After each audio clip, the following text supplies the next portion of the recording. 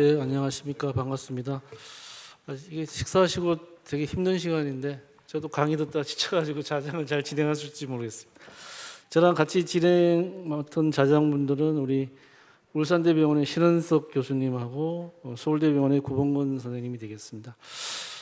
제가 먼저 첫 번째 연자 소개시켜드리겠습니다. 서울성모병원의 추원호 교수가 QFR과 UFFR 가이디드 PCI as a routine practice 부탁합니다. 네, 한번 이런 얘기를 할 때가 된 것 같아서 그냥 여러 선생님들께 말씀도 드리고 의견도 듣고 싶어서 준비를 좀 해봤습니다. 오늘 올해 2024 EC 가이드라인에 이렇게 QFR이 드디어 올라왔습니다. 클래스 1B로 올라와서 40에서 90% 정도 되면은 QFR에 따라서 리바스큘라이제이션을 할지를 결정을 하라라고 제가 봤을 때는 굉장히 좀 빠르다라는 느낌이 들 정도로 올라왔는데요. 뿐만 아니라 포스트 프로시저 아웃컴에서도 QFR이 올라와 있고요. 하트 페일리어에서 테스트용으로 이렇게 QFR 이렇게 올라와 있어서 이제 가이드라인에도 올라왔고, 근데 하지만 사실 이제 써보신 분은 별로 없는 그런 게 아닌가 싶어서 말씀을 좀 드려보고자 합니다. 옛날에 저 이제 처음 FFR 배울 때 생각을 해보면 이런 스터디를 했었죠. 이렇게 루틴으로 쓰면은 이렇게 환자가 이렇게 다시 리클래시피케이션이 되고 그 리클래시피케이션 돼서 결국 이제 PCI를 줄이고 또 늘 때도 있지만 그래도 대부분 줄이는 쪽으로 가고, 그리고 이제 디퍼 시키는 것이 안전하다는 거는 다들 아시는 내용입니다. 근데 이런 내용이 이제 QFR에서도 가능할 것이냐를 생각을 해봐야 될 것 같고요. 저희들이 다 알고 있음에도 불구하고 이제 FFR을 쓰지 않는 이유 여러 가지 다 생각하시겠지만 쓰기 어렵고 시간과 업무량의 압박이 있고 가이드라인에 대해서 좀 관심이 없는 이런 것들이 이제 관련이 있다라고 얘기를 하고 있는데, 저희들이 이제 잘 아시겠지만 인베이시브 FFR은 여러 가지 데이터도 있고 해야 된다는 것도 알고 있고 하지만 결국은 이제 쉽게 말해서 귀찮고 시간이 든다는 게 가장 큰 문제가 되지 않나 생각을 합니다. 이거를 이제 넘어설 수 있는 게 이제 엔지오 드라이브드 FFR이 되겠고, 현재까지 이제 5개 정도 나왔는데 이 VFFR은 더 이상 개발이 안 되는 것 같고요.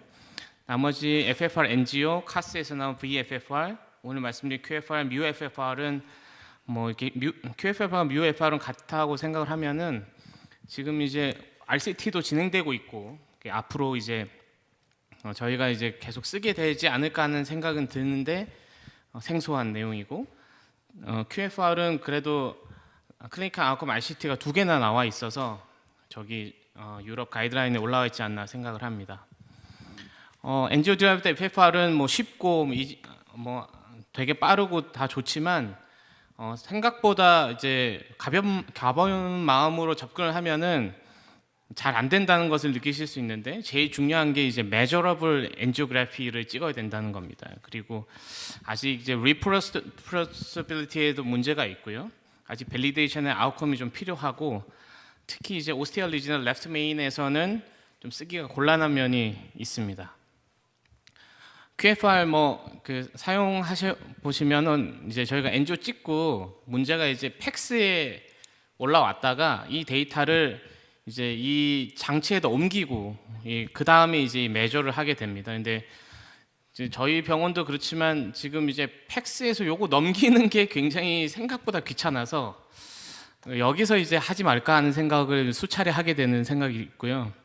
그리고 QFR은 또 이렇게 여기 써 있는 것처럼 25도 이상의 앵글을 다르게 찍어서 이미지를 얻어야 되는데 이게 이제 생각보다 쉽지가 않습니다. 왜냐하면 오버랩도 피하고 리전도 잘 보이면서 25도 이상의 각도를 내야 되는 이제 상황이기 때문에 그게 문제가 되겠고요. 그리고 이제 QFR 계산은 단순합니다. 생각보다 제가 이제 이렇게 단순한가 싶어서 이제 특허도 들어가서 읽어봤는데 정말로 단순하고, 여기 그림에서 보이는 것처럼 엔지오 이렇게 실리옷을 그린 다음에 얘를 두 개의 컷을 합쳐가지고 얘를 이제 원통이라고 생각을 하고 이제 리컨스트럭션을 한 다음에 저희가 팀이 프레임 카운트를 사용을 해서 계산을 해낸다 이렇게 생각하시면 되겠습니다.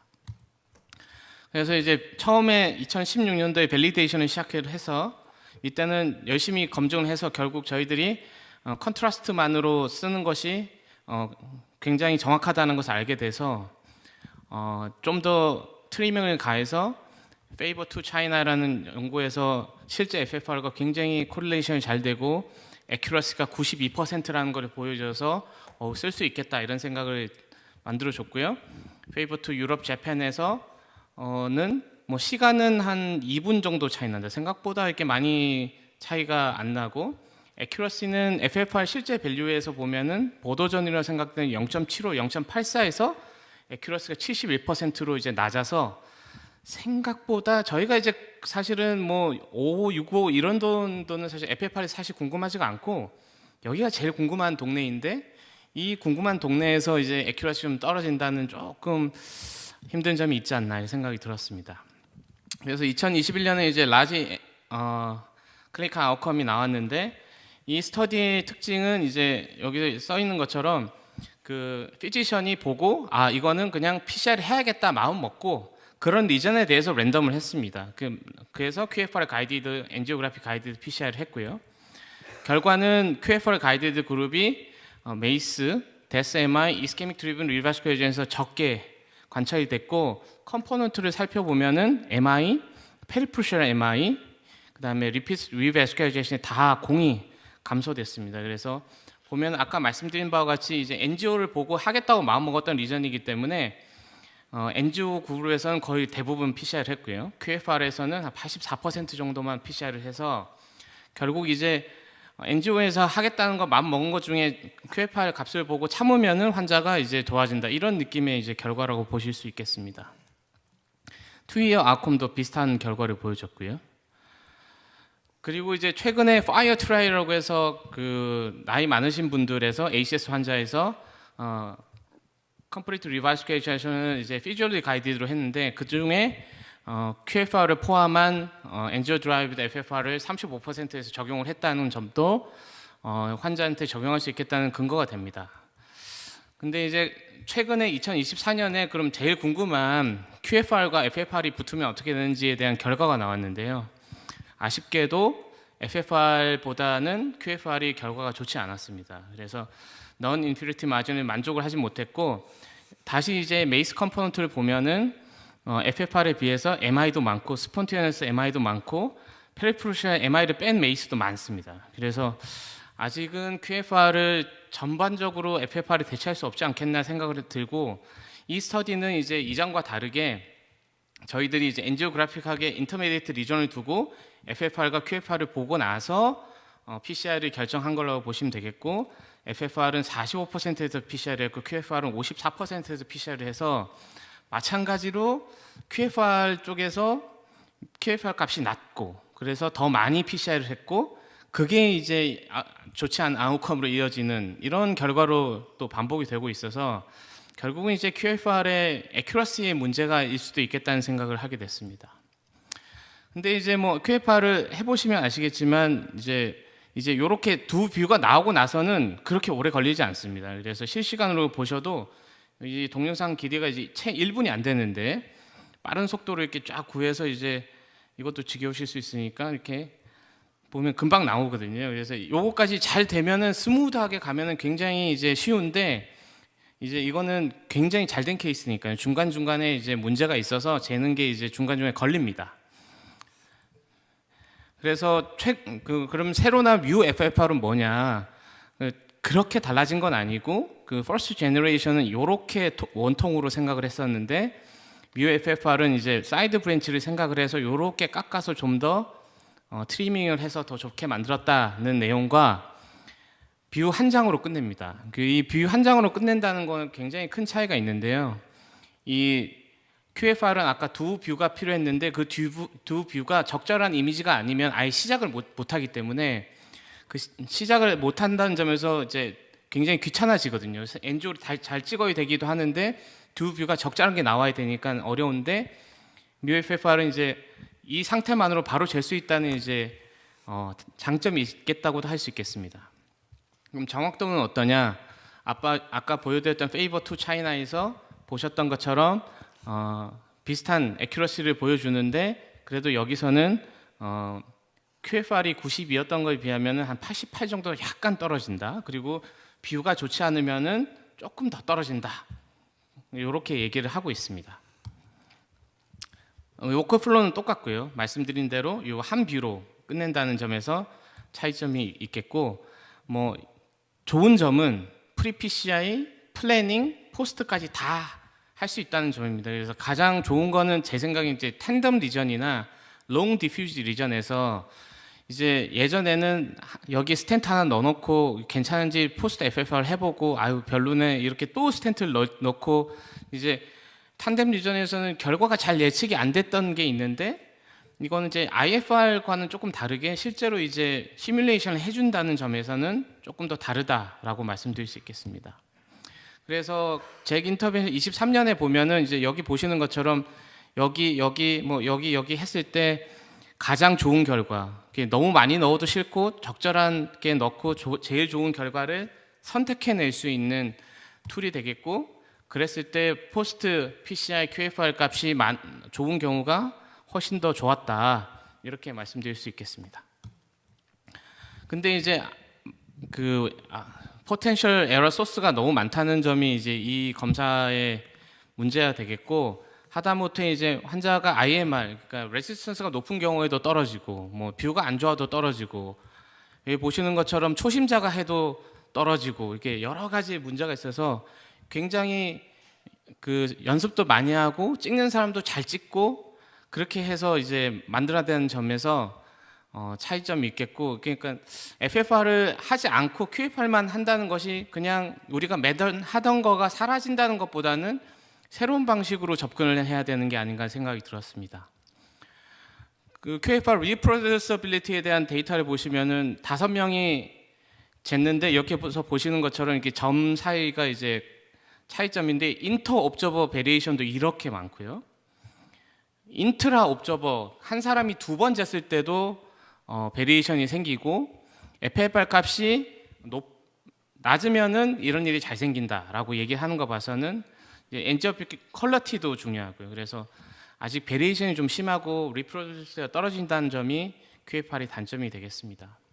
그래도 발전하고 있습니다. 점점 좀 편해지고 있고 이런 점을 잘 알아서 3.0이라고 아직 쓸 수는 없는데 곧 쓸 수 있다고 얘기를 들어서 이걸 쓰게 되면 또 어떻게 될지 한번 또 고민해 봐야 될 것 같습니다.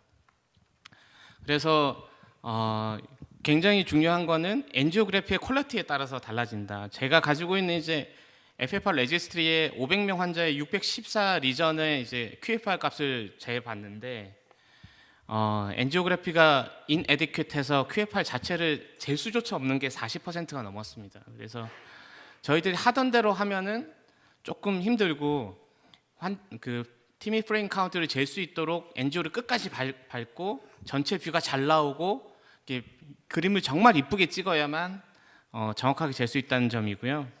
아까 보셨던 것처럼 이니셜 밸리데이션 트라이얼들은 사실 체리픽드 케이스가 많기 때문에 그걸 감안하고 봐야 되겠고, 특히 이제 보더라인 존에 있는 환자들이 마찬가지지만 디스코던트가 20%가 되고 애큐지션 트랜스퍼 하는 것도 좀 스무드하게 만들기 위해서는 업체나 이런 쪽에서 좀 고민을 좀 많이 해야 될 것 같고요. 뭐 아직은 마이크로베스큘러 펑션은 준 뮤 FFR로 저도 좀 해봤는데 전혀 다른 값이 나와서 믿을 수가 없었습니다. 그래서 클리니컬 아웃컴도 좀 더 기다려봐야 될 것 같고요. 그래서 제 생각은 그렇습니다. 엔지오만 이용해서 하는 거는 좀 그러니까 QFR, 뮤FFR을 재보고 본인의 이제 디시전을 백업을 하거나 아니면은 너무 좀 다른 값이 나오면은 FFR로 넘어가는 쪽으로 생각해야 되지 않을까는 생각이 들지만 FFR을 전혀 안 하시던 분들도 그러면 좀 QFR을 해보시고 좀 피지올로지에 관심을 가지는 쪽으로 쓸 수 있겠지만 대체는 아직 좀 어려울 것 같은데요.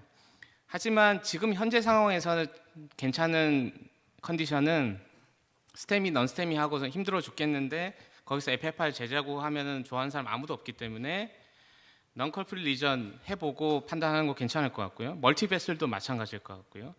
이스케믹 카디오마이패티 이거 해야 되나 말아야 되나 고민되는 경우 많을 텐데 그럴 때 사용하면 좋을 것 같고요. 그 다음에 프리오피 엔지오 찍었는데 애매한 거 있을 때 굳이 FFR 재지 않고 QFR 재면은 좋을 것 같습니다. 그래서 FFR이 이제 저희들 데일리 프랙티스에 들어온 거에 오래 걸렸던 것처럼 QFR도 마찬가지긴 하겠지만 그래도 저희들이 훨씬 더 이제 접근하기 쉽다고 생각하기 때문에 좀 업그레이드와 유저빌리티가 좀 좋아지면은 저희들이 좀 사용할 수 있지 않겠나. 그리고 그때 되면 데일리 프랙티스에 미치는 영향도 좀 연구할 수 있지 않겠나 이런 생각을 했습니다. 이상입니다. 예, 수고하셨습니다. 조원 선생님.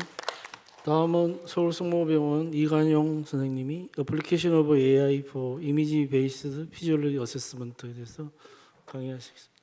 네, 소개 감사드립니다. 저는 서울성모병원 순환기내과 이관용이고요. 오늘 말씀드릴 부분은 우리 이제 핫한 주제인 이미지 베이스드 피지올로지에 AI가 어떤 식으로 역할을 하고 있고 우리가 어떻게 받아들여야 할지에 대해서 좀 말씀드리고자 합니다. AI가 레볼루션이 최근에 좀 아주 급격하게 진행을 했는데요.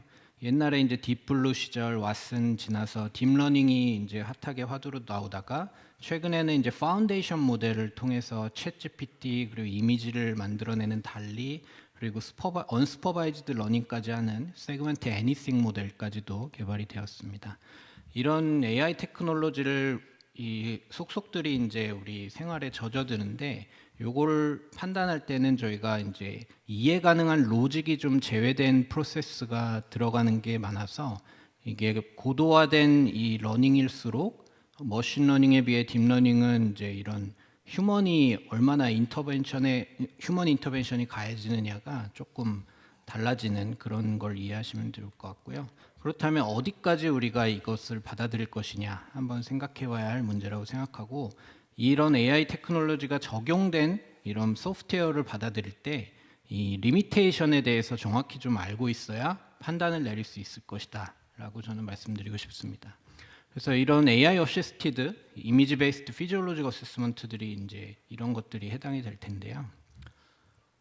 그래서 이 AI가 여기에 적용되는 부분은 처음에 얼마나 이 3D 세그멘테이션을 잘하느냐, 이 오토 세그멘테이션 분야랑 그 다음에 이제 FFR을 프레딕션하는 이 공식들에 얼마만큼의 레버리지를 가해줄 수 있느냐로 저는 이제 나눠서 설명을 드리겠고요. 이제 최근에 이 CTFFR이 이제 많은 발전을 이루어서 이제 컴퓨테이션 타임도 많이 줄었고 처음에 이제 다이렉트 세그멘테이션 하는 것들이 이런 여러 가지 방법론이 요즘에 이제 뭐 그래프 데이터베이스로 해가지고 이런 식으로 보정도 잘 되고 속도도 빨라지는 이런 테크니컬한 이 어드밴스먼트를 많이 이뤘는데요. 그래서 오토로 브랜치 라벨링 시스템들을 뭐 적용을 하고 이게 디테일하게 알 필요는 없지만 이런 카테고리컬한 이런 딥러닝들을 이용해서 CTFFR도 AUC를 향상시키는 이런 것에 도달을 했습니다. 그래서 제가 주목한 것은 AI 베이스드 오토 세그멘테이션이고요. 그래서 이제 저희가 시리얼 CT 당뇨 환자 이 레지스트리를 바탕으로 이게 사람이 이제 매뉴얼 분석한 것보다 이 똑같은 기준으로 CT를 바탕으로 이 스테노시스 디그리나 이런 걸 판단을 할 수 있다면 이 같은 조건으로 하니까 이제 좀 객관적인 이 프로그레션 지표가 될 수 있다고 생각을 해서 시리얼 CT 레지스트리를 만들어서 플락 프로그레션 정도를 이제 나눠보는 것을 보았고 거기에 이런 우리가 CFD 어널리시스 해서 나온 지표들이 얼마만큼 영향을 끼칠 수 있느냐를 이제 연구를 하고 있고요. 그래서 3D 오토 세그멘테이션 이 소프트웨어를 이 회사에서 좀 제공받아서 진행을 했고 거의 한 세그멘테이션 하는데 3분에서 5분 정도 걸립니다. 그리고 저희가 이제 개발한 이 월시어 스트레스 매핑하는 이런 코딩을 진행을 해서 이런 식의 결과를 이제 분액별로 이제 구하게 되고요. 그래서 이제 레프레젠테이티브 케이스를 보면 이게 이제 라피드 프로그레션한 거, 그리고 노 라피드 프레션한 거 이렇게 볼 수가 있고 이 빨리 프로그레션한 거는 애뉴얼 레이트가 거의 30% 가까이 된 것도 있습니다.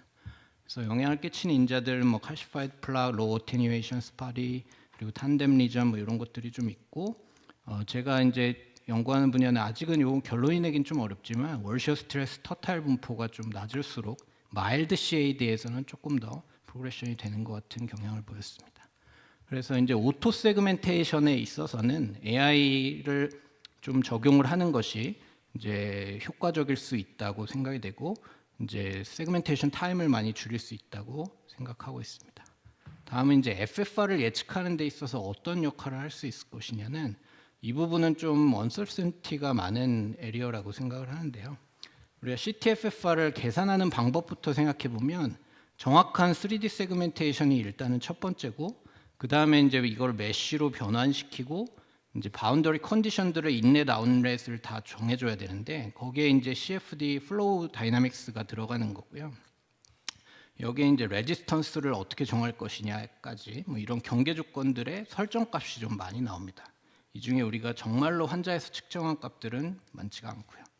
그래서 이런 스텝이 너무 많기 때문에 이런 것들이 이제 uncertainty 에리어로 들어갈 수 있다라는 것이 저의 생각이었고 작년에 이제 퍼블리시한 논문인데요. 이게 이제 간단한 지오메트리컬 모델로 스테노시스를 만들어서 요 한 5가지의 지오메트리컬 파라미터 그리고 2가지의 피지올로직 파라미터를 적용을 시켜서 어떤 것이 얼마만큼 영향을 끼치는지에 대해서 이제 보았고 여기서 보면은 이제 디그리 오브 스테노시스가 가장 큰 센서티비티를 갖긴 하지만 그에 더해서 이제 레퍼런스 루멘의 다이아미터 그리고 코로나리 레지스턴스가 여기에 이제 FFR의 uncertainty에 큰 센서티비티를 갖고 역할을 하는 것으로 이게 결과가 나왔고요. 반대로 또 재밌는 것은 이거 월시어 스트레스를 보는 데서는 오히려 민 아터리아 아오르틱 프레셔가 더 큰 역할을 하는 것을 봐서 좀 지표들마다 좀 다를 수 있구나라는 인사이트를 갖게 되었습니다. 그래서 이제 리전의 캐릭터도 같은 스테노시스 디그리여도 리전 랭스가 길면 이 프레셔 드롭이 달라지게 되는 이런 것들을 볼 수가 있습니다. 그래서 이런 것들이 많고 특히 이제 머신러닝을 이 CTFFR에 적용을 하면 정말 빨라질 수는 있지만 여러 가지 연구 결과들에서 꽤 이제 어큐러시는 좀 떨어질 수 있다라는 것들이 보고된 바가 있습니다. 그래서 이런 해상도가 결국에는 좀 적기 때문이긴 한데요. 근데 CTFFR에 우리가 포지셔닝을 보면 완전한 디시전 메이커라기보다는 스크리닝 디바이스이기 때문에 그래도 CTFFR은 환자를 엔지오 방으로 올리지 않을 수 있는 이런 스크리닝 역할에서는 괜찮다라고 생각을 해볼 수 있습니다. 그렇지만 이제 정말 PCI를 할 것이냐를 결정하는 디시전 메이커로서는 좀 더 해상도가 높은 이미지가 처음에 기반이 돼야 된다고 생각을 합니다. 그래서 이제 그 CT보다는 더 높은 해상도 이미지를 가지고 있는 이런 것들이 엔지오 FFR인데요.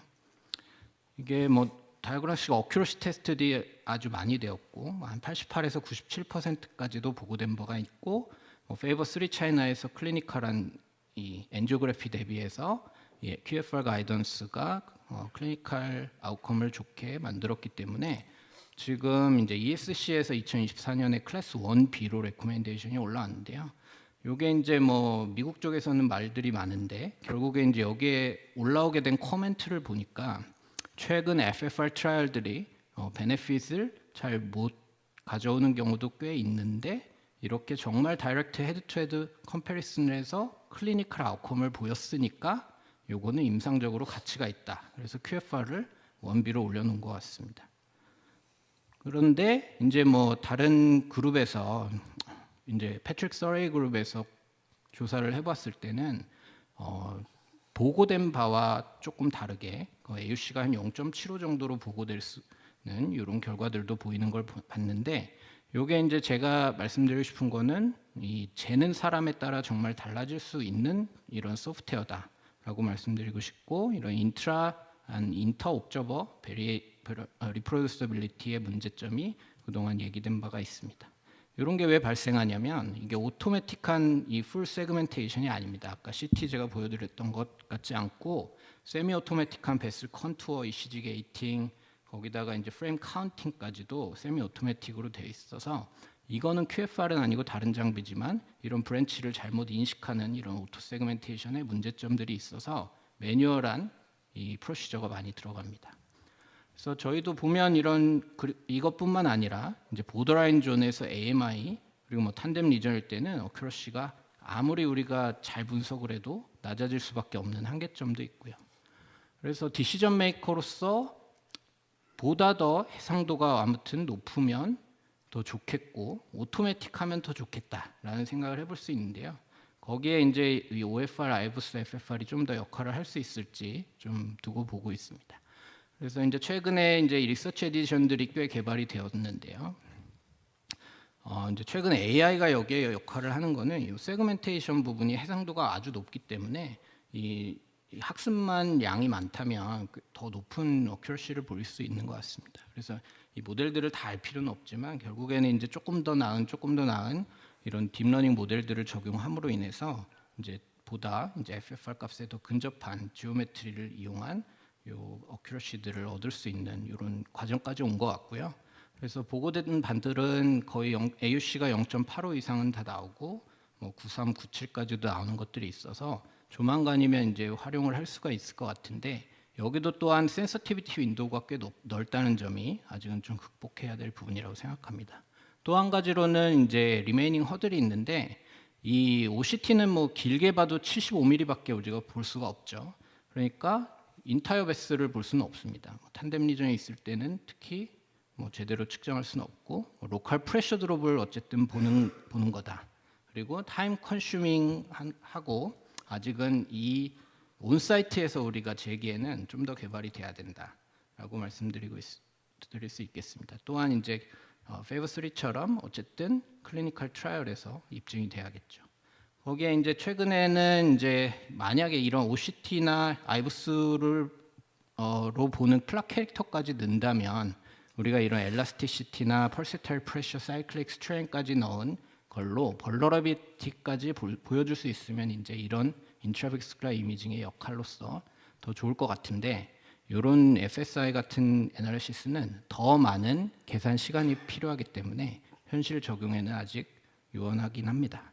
그렇지만 이제 이런 OFR 리절트에서 리피드 리치 플락의 경우에는 좀 더 이런 디스어그리먼트가 꽤 많은 것을 보아서는 이런 NIG 이펙트라든가 플락이 많을 때에 이 벌러러빌리티가 좀 영향을 끼치고는 있는 것 같아서 그런 것도 필요하지 않나 생각을 해볼 수 있습니다.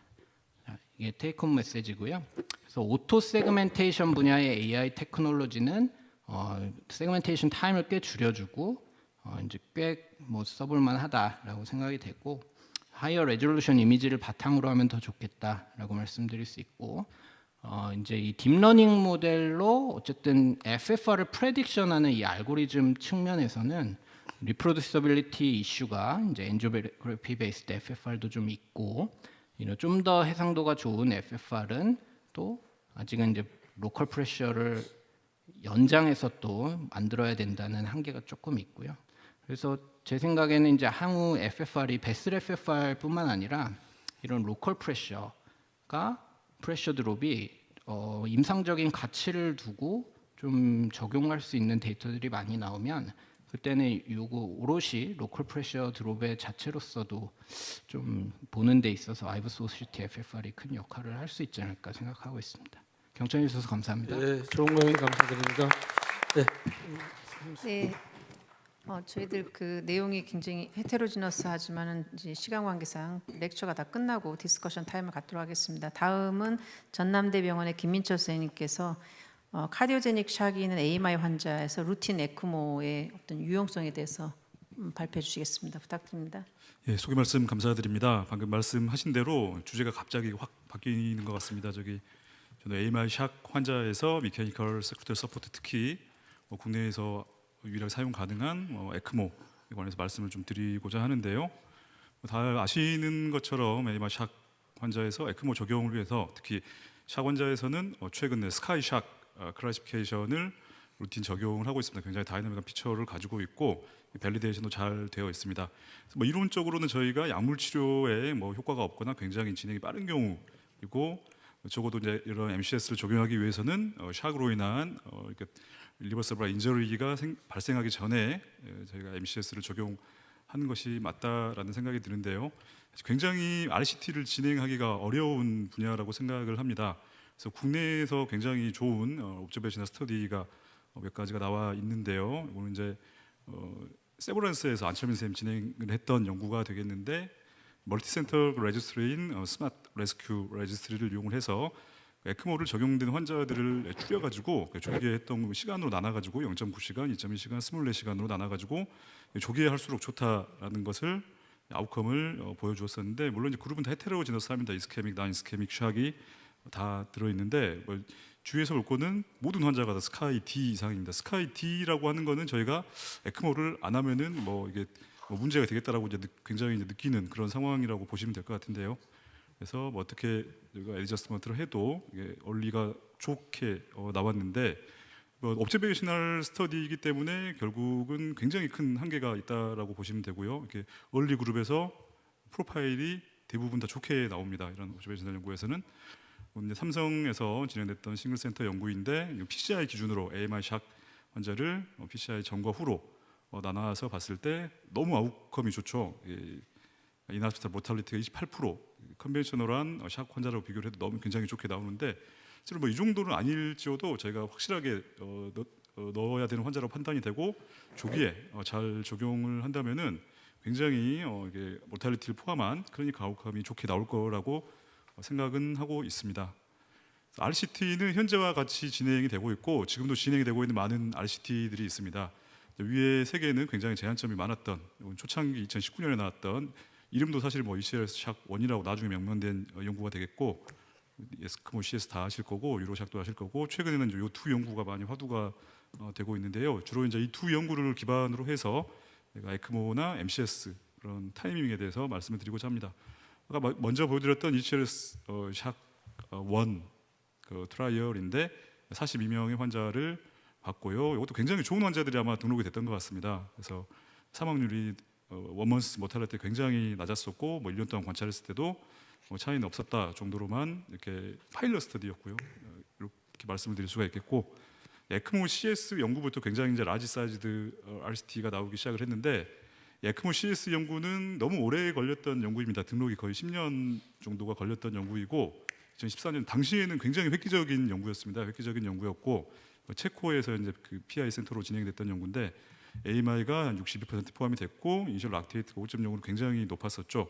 사실 이전에 샥 연구라고 한다면 IAP 샥 2 트라이얼이나 컬프리 샥 트라이얼 정도를 라지 사이즈드 RCT로 말씀을 드릴 수가 있는데 사실 샥 환자라고 얘기를 해봐도 굉장히 시비러티는 낮았던 그런 환자들이 많이 등록이 됐던 것은 사실이었고요. 이제 이 연구 같은 경우는 프라이머리 엔드포인트가 굉장히 복잡합니다. 올코즈 데스, 리서스테이트 어레스트, 원하드 MCS를 넣었던 경우가 다 포함이 됐었고요. 어쨌든 모탈리티만 따로 떼어봐도 그러고 프라이머리 엔드포인트나 올코즈 데스 모두 차이가 없었던 그리고 에크모 CS 연구의 가장 중요한 점을 말씀드리자면 굉장히 프로그레션이 빠른 스카이 D 중에서도 프로그레션이 빨랐던 환자나 스카이 E 에크모를 안 하면 곧 사망하실 수 있는 그런 환자들만 대상으로 했던 연구가 되겠습니다. 유로샥 연구는 사실 전 디자인이 상당히 좋았던 연구라고 생각을 하는데 이제 AMI 샥 환자가 오면은 일단 랜덤을 하는 게 아니고 먼저 PCI를 합니다. PCI를 하고 30분을 기다리는 거죠. 30분을 기다려도 계속적으로 스카이 C 이상의 샥이 지속이 되는 경우에 랜덤을 합니다. 샥이 리졸루션이 돼버리면은 스터디에 등록을 안 하는 거죠. 그래서 이렇게 에크모와 스탠다드와 메디컬 세라피로 나누어서 제가 원먼스 모탈리티를 보려고 했던 연구였는데, 그래서 이제 특이점이 이제 30분 동안 기다린다는 건데, 이거는 이제 이론적인 근거는 그겁니다. 이렇게 PCI가 사실 먼저 하는 게 맞지 않겠느냐, 마이오카드 셀비지를 해야 되는데, 두 번째는 이미 지금 캣방에 다 올라와 있는 환자인데 에크모 넣는다고 해봤자 굉장히 빨리 넣을 수 있지 않겠느냐. 에크모를 평균적으로 7에서 10분 정도 캣방에서 넣을 때는 걸리는 걸로 나와 있기 때문에 상당히 저도 리즈너블한 디자인이라고 생각을 했지만 아쉽게도 얼리 터미네이션이 돼서 35명만 등록을 하고 종료가 됐습니다. 그럼에도 불구하고 굉장히 뉴메릭하게는 얼리 부의 에크모의 피지빌리티를 상당히 보여줬던 그런 트라이얼이라 생각이 되고요. 이제 오늘 가장 중요하게 말씀드릴 두 가지 연구는 ECLS 샥 2023년에 나왔죠. 데인저 샥 금년에 나왔던 연구인데, ECLS 샥은 다 아시는 것처럼 AMI 샥 스테미, 난스테미가 다 포함이 됐고요. 랜덤이 되면 바로 ECLS를 가능하면 PCI 전에 넣는 것을 레커멘드를 했습니다. 420명을 등록을 해서 프라이머리 엔드포인트로는 원먼스 모탈리티였고요. 저번에 이제 컬브리 샥 트라이얼이 굉장히 비판을 많이 받았기 때문에 이제 시비어러티를 확 끌어올리기 위해서 인클루전 크라이테리아의 아테리얼 락테이트 대개 제가 2 이상부터 제가 5간 인절이 기준에 들어가기 때문에 3 이상으로 상당히 높게 잡았습니다. 그리고 이것이 이제 이 연구의 가장 큰 어떻게 보면 이제 단점이라고 볼 수 있는데 인클루전 크라이테리아의 리서스테이지 45분을 초과한 경우라고 명시를 해놔버렸습니다. 이 말은 40분, 44분 CPR하고 ROC 되는 환자는 넣을 수가 있다는 거죠.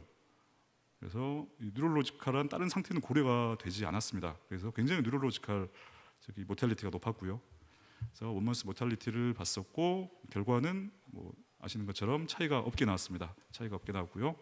그 뭐 이렇게 굉장히 뭐 이렇게 아테리얼 락테이트 클리어런스가 굉장히 중요한데 이후에 양군 간의 차이가 없었고 신기능 그리고 샥의 시비어러티 모두 차이가 없게 나왔던 그런 연구가 되겠습니다. 다양한 뭐 서브그룹 분석에서도 차이가 없었고요. 요 이제 논문이 퍼블리시가 되면서 저기 ESC에서 발표하면서 요거를 이제 동시에 분석을 닥터 틸레가 했는데 아까 이제 보여드렸던 저기 3개 전에 보여드렸던 RCT를 이제 IPD 메타애널리시스 인디비주얼 페이션트 데이터를 획득을 해서 같이 분석을 했고요. 물론 이제 뭐 너무 ECL 샥 규모가 압도적이기 때문에 뭐 데이터는 뭐 비슷하게 나왔습니다. 서브그룹도 비슷하게 나왔고요. 최근에 1년 아웃컴을 봐도 차이는 없었고 더군다나 이 보시면은 어떤 이유세든 간에 뭐 에크모든 사이트든 어디든 간에 페인이나 디스컴포트가 있던 비율이 ECS 군에서 더 높게 나왔다는 거죠. 대부분은 뭐 에크모 넣었던 바스큘러 액세스 사이트가 아닐까 생각이 되고요. 그래서 뭐 굉장히 뭐 단점을 찝자면은 굉장히 많죠. 굉장히 많고요. 사실 뭐 지금 데인저 샥 이전에는 뭐 샥 트라이얼 말고는 파스티브 트라이얼이 없었습니다. 샥에서 특별히 디바이스 트라이얼 중에 파스티브 트라이얼이 없었고 그래서 앱솔루트하게 14%나 샥에서 이렇게 줄이는 게 너무 이게 옵티미스틱하다. 실제로 뭐 이렇게 스몰 RCT 기준으로 해서 샘플 사이즈가 산정이 됐기 때문에 하지만 뭐 샥 환자, 에크모가 필요한 샥 환자를 400명 모으는 것은 쉬운 일은 아니겠죠. 원먼스 모탈리티 이건 항상 뭐 이게 샥 트라이얼에서 강조되는 문제인데 이걸로 단순히 뭐 이거를 뭐 하루 원데이 모탈리티, 투데이 모탈리티 하면 당연히 에크모가 굉장히 좋게 나올 겁니다. 하지만 서리데이 모탈리티가 과연 우리가 브리지 투 리커버리가 아닌 브리지 투 브리지 또는 브리지 투 바드, 브리지 투 하티 같은 것들을 설명할 수 있는 좋은 아웃컴이냐라는 그래서 최근에 나온 연구들은 뭐 이렇게 브리지 투 바드나 브리지 투 하티가 엔드포인트에 들어있는 경우가 많이 있습니다. 그래서 이것도 또 베이스라인을 보시면은 스카이 2가 굉장히 많습니다. 스카이 CPR 오래 했던 환자들이 많기 때문에 30% 이상에서 스카이 2로 됐었고 CPR을 받았던 경우가 거의 80%에 육박을 합니다. 양군에서 80%인데요. 이렇게 에크모 연구에서 이렇게 많이 나온 경우도 사실 별로 없죠. 그래서 아까 이제 엑스클루전 크라이테리아 45분 기준이 있기 때문에 그런 것 같고요. 그래서 레프트 메인이 또 너무 적은 부분이 있는데 요거는 뭐 크게 문제는 되진 않을 걸로 생각을 하고 요것도 굉장히 문제라고 생각을 하는데 그 PCI 전에 아마 토탈 타임 120분을 넘길 것 같으면은 저희가 PCI를 먼저 하라고 아마 프로토콜에 나와 있는 것 같은데 그러면 제쳐두고도 약 22%에서만 PCI 그 에크모 전에 PCI를 먼저 에크모를 먼저 넣은 경우가 되었고요. 그다음에 저기 뭐 언로딩 에크모를 넣게 되면은 애프터로드가 굉장히 이제 올라가는 경우가 많이 생기는데 그래서 5.8%만 이게 뭐 임펠라로 했든 다른 걸로 했든 간에 액티브와 LV 언로딩을 했던 경우가 5.8%가 너무 적다. 아웃컴에 영향이 있었을 것이다라는 말이 있고요. 컨트롤군에서도 약 4분의 1 정도가 최소한 하나 이상의 MCS가 들어갔습니다. 실제로 뭐 LV 오버로드 같은 경우 애프터로드 올라가는 경우는 실제로 뭐 이렇게 많이 나오는 것 같지는 않고요. 헤모다이나믹 스터디이긴 한데 이것도 굉장히 많이 인용되는 연구인데 이거 누가 봐도 빨리 이거 언로딩 해야겠다라고 생각하는 경우는 헤모다이나믹 스터디 7% 정도라고 했는데 실제로는 뭐 5% 약간 미만인 것 같고요. 그럼에도 불구하고 뭐 정도에 따라 다르긴 하지만 20에서 30% 정도는 뭔가 LV 언로딩이 필요할 수 있겠다라는 그런 컨셉이 있기 때문에 5.8%는 너무 작다는 부분이 있고 그다음에 블리딩이 너무 높습니다. 아무리 그래도 23.4%라는 것은 너무 높고요. 에크모군에서 이런 것들이 다 영향이 있었을 것 같고 크로스오버 레이트 이거는 뭐 MCS 연구, 샥 연구에서 피해갈 수 없는 부분인 것 같습니다. 그래서 80% 사실 이거 뭐 높은 퍼센티지는 아닙니다. 에크모 연구 치고는 아까 말씀드린 대로 브레인 인저리가 코즈 오브 데스인 경우가 약 4분의 1 정도였고요. 이제 임펠라 말씀을 좀 드리고자 하는데 임펠라는 이제 강력한 LV나 RV를 하나만 저희가 서포트하는 기구고 그래서 이제 마이크로 플로우 펌프 LV를 주로 이제 얘기를 하는 겁니다.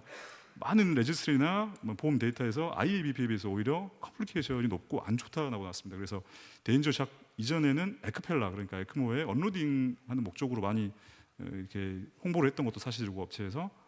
그래서 데인저샥 같은 경우는 이제 임펠라 CP, 퍼큐테니어스로 넣는 임펠라 CP로 해서 스테미만 제가 등록을 했고 360명이고, 이거는 6개월 동안 충분히 올코지 모탈리티가 있다. 사실 6개월이면 올코지 모탈리티뿐만 아니라 이식이나 바드로 가는 것도 엔드포인트로 잡는 게 맞을 겁니다. 이거는 좋은 환자만 등록했습니다. 뉴로로지컬하게. GCS가 8점 미만이면 등록을 안 했습니다. 이 말인즉슨 CPR하고 혼자 움직이고 그런 경우는 다 그런 경우만 등록을 했다라는 거고요. 보면은 스카이 2가 굉장히 작습니다. ECL 샥보다 작고 CPR 받았던 경우가 20% 정도밖에 안 됩니다. 그 절반 50에서 60%는 프로토콜에서 레커멘드 하는 것처럼 PCI 전에 임펠라 CP가 적용이 됐고요. 추가적인 MCS가 들어간 경우는 15에서 20%인데 대부분 다 VA 에크모가 들어갔습니다. 그래서 결과는 아시는 것처럼 26% 정도 6개월 모텔리티를 줄였고, 서브그룹에서도 경향성을 확인을 했고요. 그 임펠러 굉장히 CP도 벌키합니다. 벌키하기 때문에 어떤 연구를 해도 임펠러가 들어가면은 블리딩, 이스케미아 많이 나오고요. 뭐 에크모도 임펠러도 MCS가 적용이 되면은 인펙션을 피해갈 수 없는 문제인 것 같습니다. 특히 이 RRT가 이게 굉장히 이 데인저샥 트라이얼은 프로토콜이 굉장히 ICU 매니지먼트가 잘 명시가 되어 있습니다. 그래서 아마 그 영향도 있지 않을까 싶은데 RRT 레이트가 너무 높은데 이것이 아마 인펙션하고 연결이 상당히 됐을 것 같고요.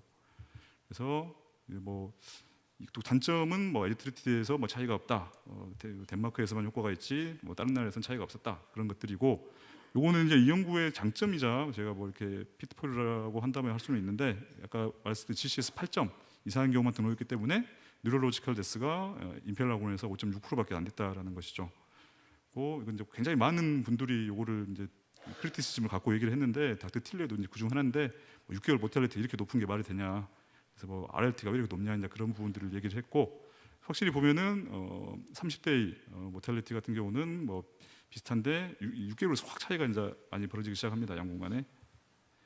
그래서 이제 최근에는 이제 컨셉이 제가 이제 말하고 싶은 것은 그런 VA 에크모를 AMI 샥이 어떤 환자에게 우리 적용을 해야 되느냐, 타이밍 같은 거 뭐냐 이제 그걸 말씀드리고 싶은 거기 때문에 이런 연구들이 진행이 되고 있습니다. 아까 이제 말씀드린 요 네 개의 연구를 또 닥터 틸레가 IPD하게 또 인디비주얼 페이션 데이터를 이용해서 데인저 라이크한 페이션트만 뽑아가지고 분석을 했습니다. 즉 스테미, CPR 받지 않거나 CPR 받아도 10분 이내인 경우, 그래서 전체만 37.5%만 분석을 했고, 실제로 전체 샥 환자에서 5% 그리고 스테미 환자에서 30% 정도가 이 데인저 라이크 데피니션을 만족을 한다라고 알려졌고요. 그래서 확실히 봤더니 6개월째 이 파푸레이션을 뽑아서 에크모 아웃컴을 비교해봤더니 확실히 누메리컬하게 더 좋은 그 트렌드를 보였던 건 사실입니다. 그래서 그 직후에 전체 그 IPD 데이터, 여기 있는 이런 에크모 관련 연구와 초창기자 인프레스 데이터를 포함한 임펠라 관련 연구를 다 이게 인디비주얼 패션 데이터를 풀링을 해가지고 또 이렇게 메타 분석을 했습니다. 그랬더니 아마도 데인저샥의 영향이 너무 큰 것 때문에 그럴 것 같은데요. 그래서 데인저 라이크 페이션트에서만 MCS가 컨트롤에 비해서 유의하게 이렇게 6개월 모텔리티가 좋았다고 보시면 아시겠지만 다 데인저 라이크하게 결과를 보여주기 위해서 6개월 아웃컴을 확인을 했고, 또 마찬가지로 데인저 영향인지 몰라도 스테미 그리고 팀이 제로에서 2인 경우가 더 MCS가 좋았죠. 그래서 AMI 샥에서 루틴하게 쓰는 게 좋냐. 그래서 이치리 샥을 보면은 30대 모탈리티를 줄이지 못했다 VA 에크모가. 하지만 데인저 샥 트라이얼에서 6개월 모탈리티를 마이크로 액시얼 플로우 펌프로 줄일 수 있었다. 그 전에 알아야 될 것은 모든 미케닉 서포트는 블리딩, 베스트 컴플리케이션을 올릴 수 있기 때문에 이걸 피해갈 수 없는 문제이기 때문에 굉장히 이거에 대해 잘 케어를 하자라는 의미로 말씀드리는 거고요. 그럼 어떤 환자에서 해야 되냐면은 스테미는 아무리 그래도 이제 그 전에는 헬스앤 마이카르디움 가능성이 높기 때문에 좀 더 스테미는 더 잘 치료해 보면 좋을 것 같고, 이 CPR이 40분, 45분 돼버리면은 실제로 안 하는 경우도 많이 있을 겁니다. 그래서 너무 이게 그런 뉴로로직한 어세스먼트를 할 수 있는 도구가 더 발달이 돼야 됩니다. 그래서 그런 어떤 환자가 이런 선별에 대해 잘 선별을 해야 되고요.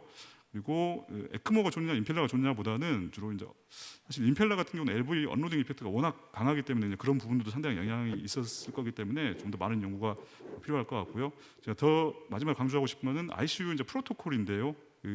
샥 팀이 반드시 가동이 돼야 됩니다. 굉장히 체계적으로 하루에 한 번씩 에코도 하루에 한두 번은 꼭 봐야 되고 이제 그런 부분들이 컴플리케이션도 줄이고 아웃컴도 더 좋게 하는 그런 부분들이 될 수 있을 겁니다. 예, 정청수 감사합니다. 네, 김일철 교수님 어려운 주제를 잘 정리해서 발표해 주셨습니다. 다음으로는 원주 세브란스 기독병원의 전호성 선생님께서 스템이 라지 스롬보틱 버든을 가지고 있을 때 스로모스 아스피레이션 효과에 대해서 발표해 주시겠습니다. 네, 소개 말씀 감사합니다. 원주 세브란스 기독병원 임상주 교수로 근무하고 있는 전호성이라고 합니다. 어제 제가 당직 쓰고 원주에서 눈길을 헤치고 차를 몰고 오느라고 얼굴 상태가 좀 말이 아니어서 화면 슬라이드만 봐주시면 감사하겠습니다. 저는 좀 직관적인 주제를 말씀드리고자 합니다. 스테미 환자에서 대부분 이제 라지 스롬보틱 버든으로 내원을 하는데요. 그때 아스피레이션의 어떤 효과에 대한 최근 퍼블리시한 데이터가 있어서 말씀드리고자 합니다. 스테미 상황에서 우리가 스롬보틱 플락 럽처에 의한 스롬보틱 오클루전 내원을 하게 되고요. 이런 스롬보스를 모디피케이션 하지 않게 되면 스텐 말 어포지션이라든지 디스탈 엠볼라이제이션을 유발할 수가 있고 인팍 사이즈가 증가할 수 있고 이런 이제 문제들이 있습니다.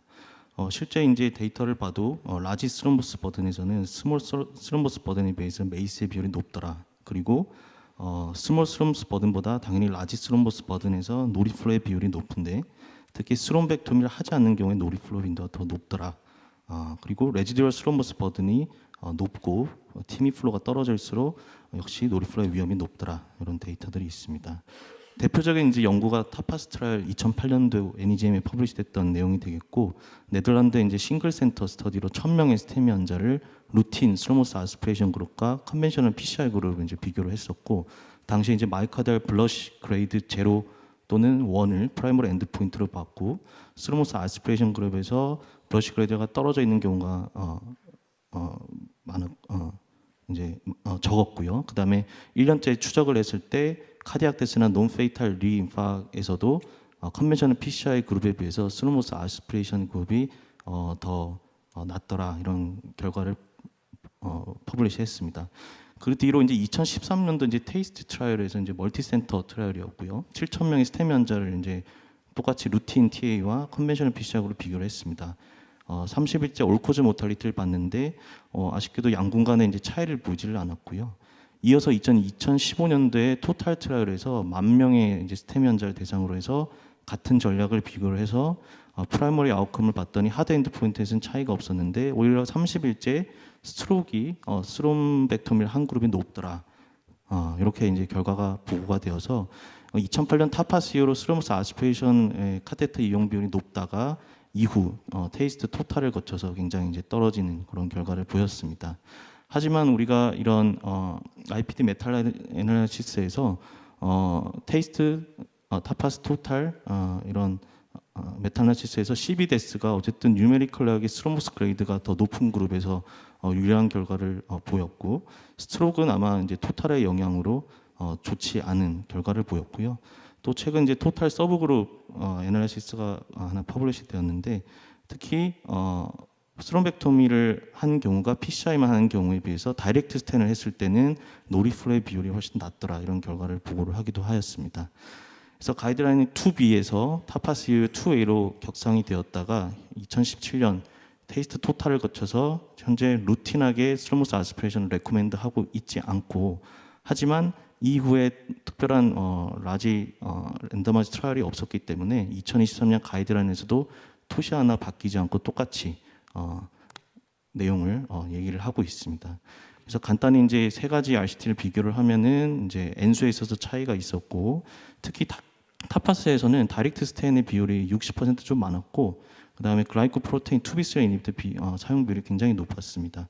퍼퓨전 서로게이트 마커인 퍼퓨전에서는 테이스트 토탈에 타파스 토탈에서 유의미한 결과를 보였지만 토탈에서는 스트로크 위험이 높다라는 결과를 보여주었었습니다. 하지만 우리가 이제 실제 리얼 월드에서는 이제 이런 환자를 마주치게 되죠. 69세 남자 스테미 인피리어 킬리본으로 내원했고 흔하게 보는 환자가 될 거고 딱 찍는 순간 이제 큰일 났다. 와이어링하고 이제 뭐 여러 가지 이제 전략을 생각을 할 겁니다.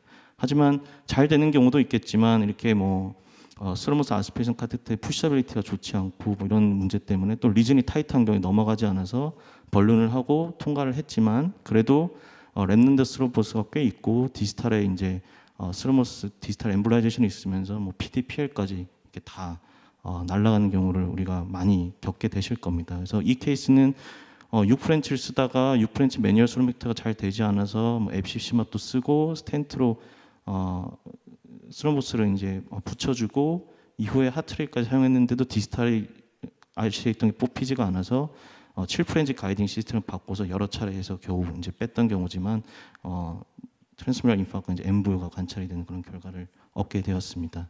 그래서 우리가 스테미 환자에서 이런 스로모스 아스피린 역할은 아직까지 뭐 굉장히 많고요. 특히 라지 스로모스 버든, 그다음에 뭐 디지털 엠볼라이제이션 된 경우에 베일아웃 스롬벡토미, 또는 뭐 OCT임에서 1호전이 있으면서 스로모스만 있는 경우, 또 뭐 AFib 동반된 거나 이래서 엠볼리즘에 의한 MI 이런 경우에서 여전히 사용을 하고 있고, 우리 이제 인터벤션 카디올로지는 두 가지 거부할 수 없는 유혹이 있을 것 같습니다. 오큘러 스테노틱 리플렉스, 협착을 보면 참을 수가 없죠. 하지만 FFR이나 훌륭한 또 방어 수단이 있고 에비던스가 있지만 또 이 오큘러 스로모틱 리플렉스 역시 무조건 뽑고 싶은 그 유혹을 참을 수 없을 겁니다. 왜? 그냥 기술적으로 직관적이고 쉽고 스로모스 버든을 줄이면 엠볼라이제이션도 피할 수 있을 것 같고 비주얼레이션이 좋으니까 스텐 옵티마이제이션에도 유리할 거고 다이렉트 스텐도 고려를 할 수 있으니까 여전히 우리는 사용을 하고 있는 것 같습니다.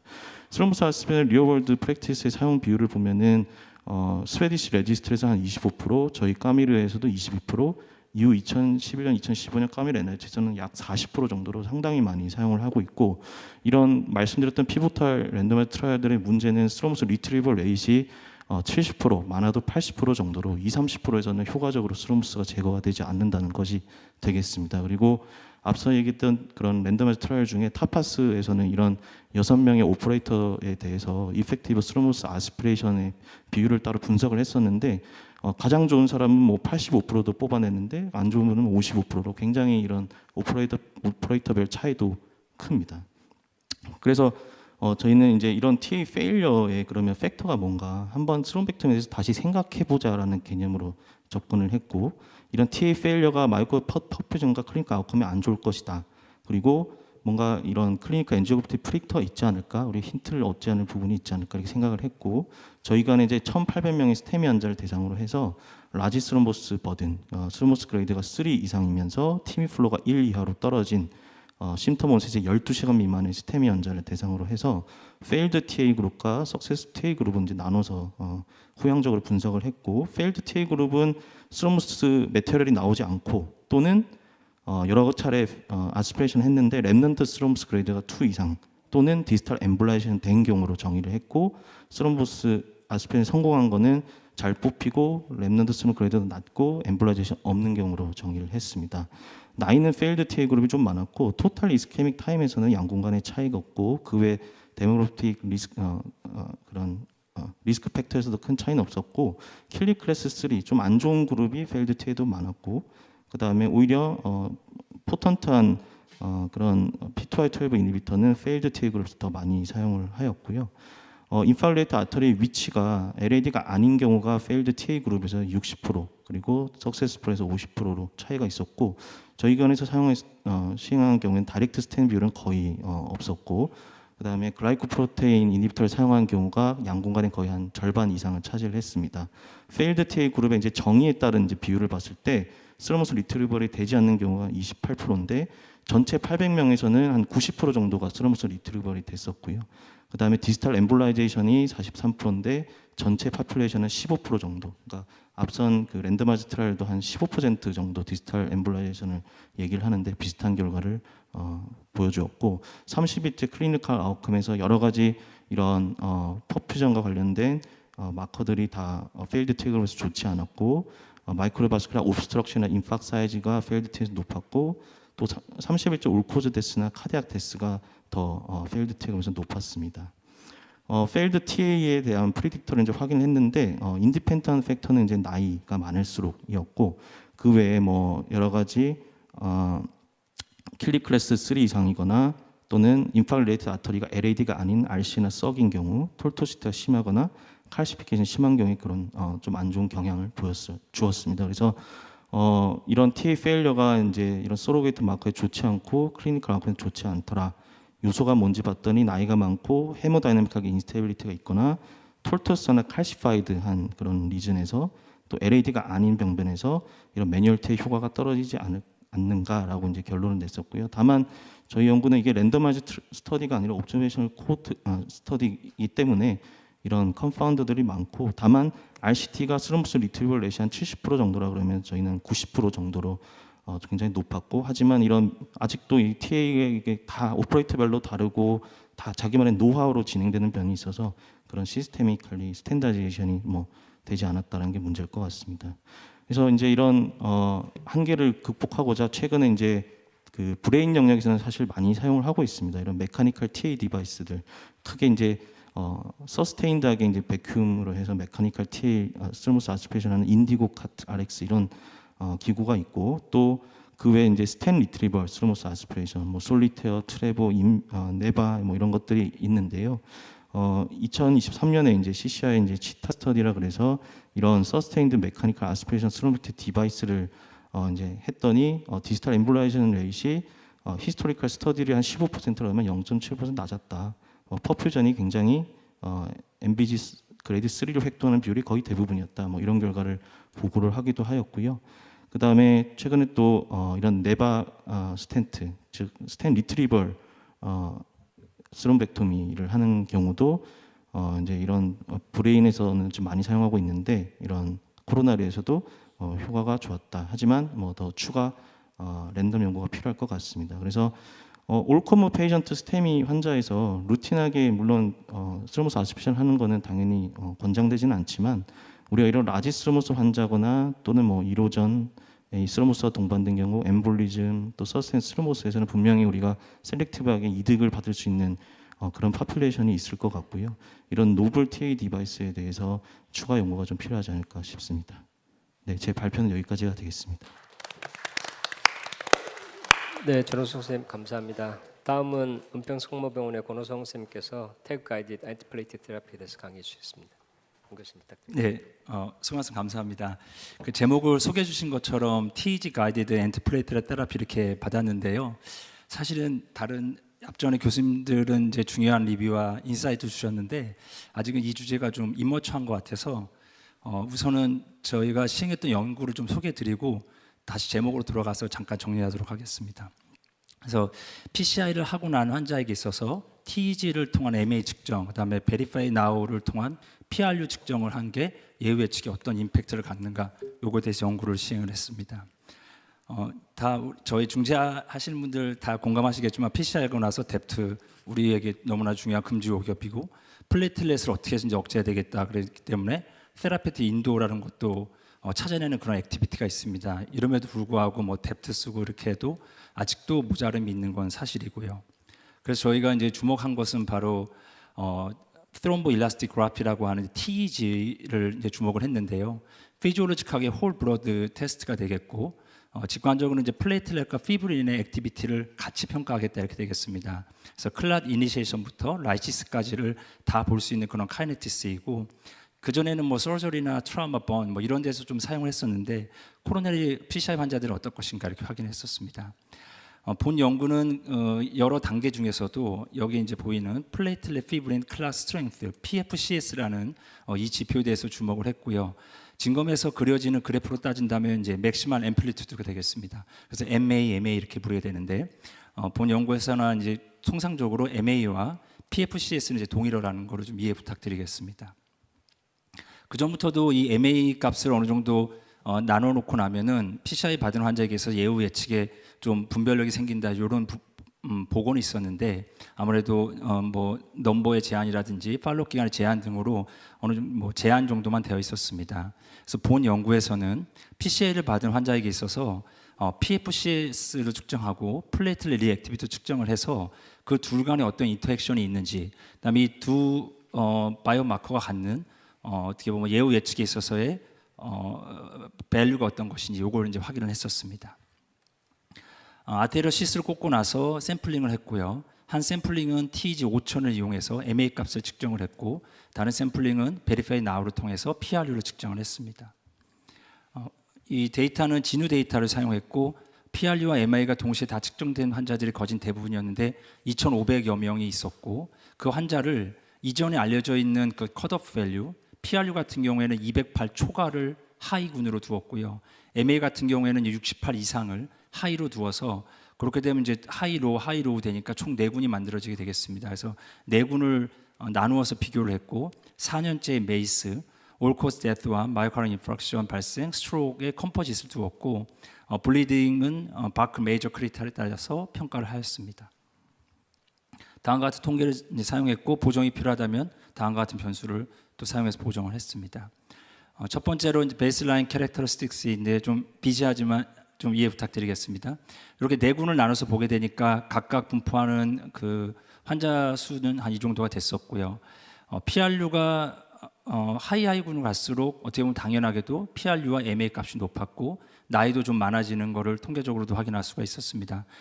컨벤셔널 리스크 팩터인 하이퍼텐션이나 DM 같은 경우에도 하이군이 더 많이 분포를 하고 있었고 본 레지스트리 같은 경우에는 한 50% 정도가 어큐트 마이오카르 인파렉션 환자에 해당하겠습니다.